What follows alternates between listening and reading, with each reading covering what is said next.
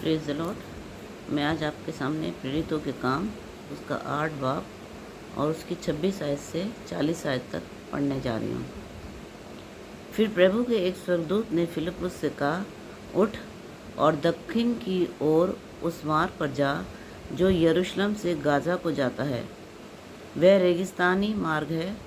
वह उठकर चल दिया और देखो, कूश देश का एक मनुष्य आ रहा था जो खोजा और कूशियों की रानी कंदाके का मंत्री और खजांची था। परमेश्वर के एक स्वर्गदूत ने फिलिप्पुस से कहा कि उठकर दक्षिण की ओर उस मार्ग पर जा जो यरूशलेम से गाजा को जाता है, और वो रेगिस्तानी इलाका है। रेगिस्तानी इलाका है, कोई आपको ट्रांसपोर्ट नहीं मिलेगा, कुछ नहीं है।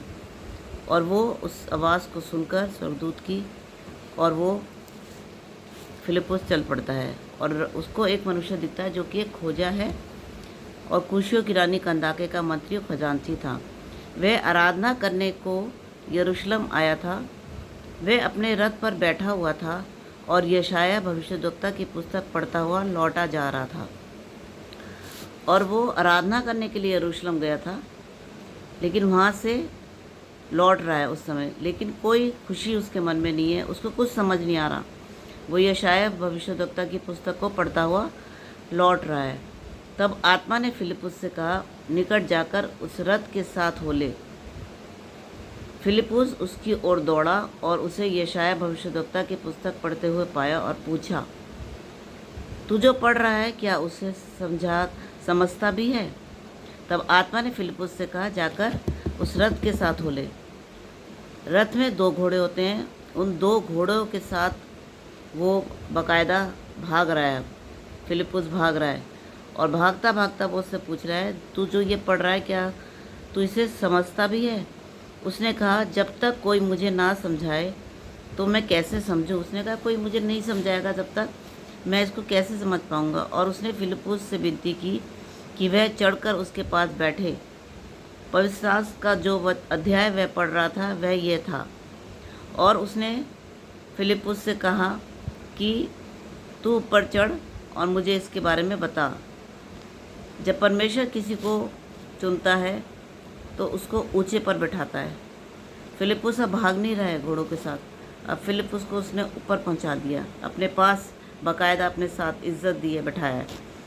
और क्या पढ़ रहा है वह? भेड़ के समान वध होने को पहुंचाया गया। और जैसा मेमना अपने ऊन कतरने वालों के सामने चुपचाप रहता है, वैसे उसने भी अपना मुंह ना खोला। उसकी दीनता में उसका न्याय नहीं होने पाया। उसके समय के लोगों का वर्णन कौन करेगा? ये पढ़ रहा है वो। और वो उसको इस बारे में कुछ समझ नहीं आ रहा। वह भेड़ के समान वध होने को पहुंचाया गया। कौन पहुंचाया गया उसे पता नहीं। और जैसा मेमना अपने ऊन कतरने वालों के सामने चुपचाप रहता है, वैसे उसने भी अपना मुंह ना खोला। उसकी दीनता में उसका न्याय नहीं होने पाया।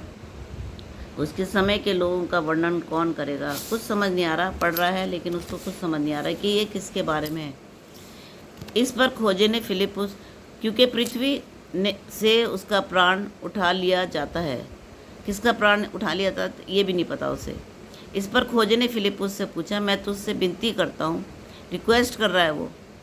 इतना बड़ा आदमी है, वो भी खजांची है, लेकिन फिलिप्पुस से रिक्वेस्ट कर रहा है, यह बता कि भविष्यद्वक्ता यह किसके विषय में कहता है।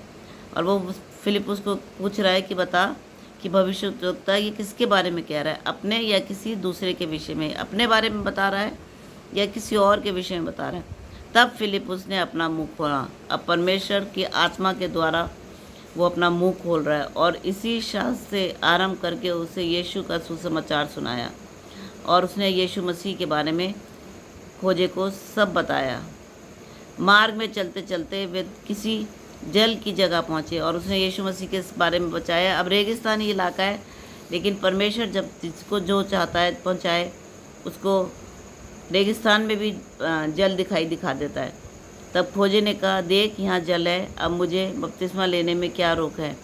और वो तैयार हो गया उस जल को देख के कि मुझे यहाँ पे बपतिस्मा लेना है।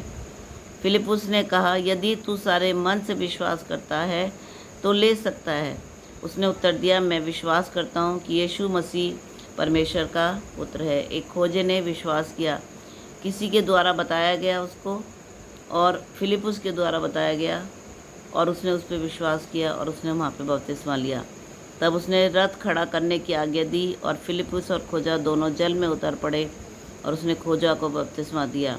जब वे जल में से निकलकर ऊपर आए तो प्रभु का आत्मा फिलिपुस को उठा ले गया और खोजे ने उसे फिर ना पाया और वे आनंद करता हुआ अपने मार्ग पर चला गया।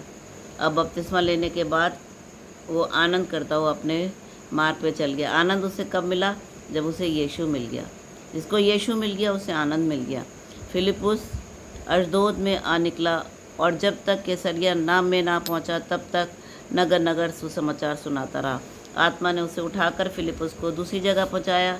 परमेश्वर अपने लोगों से काम करवाना बहुत अच्छे से जानता है। फिलिपुस को कहा दौड़, वो दौड़ा।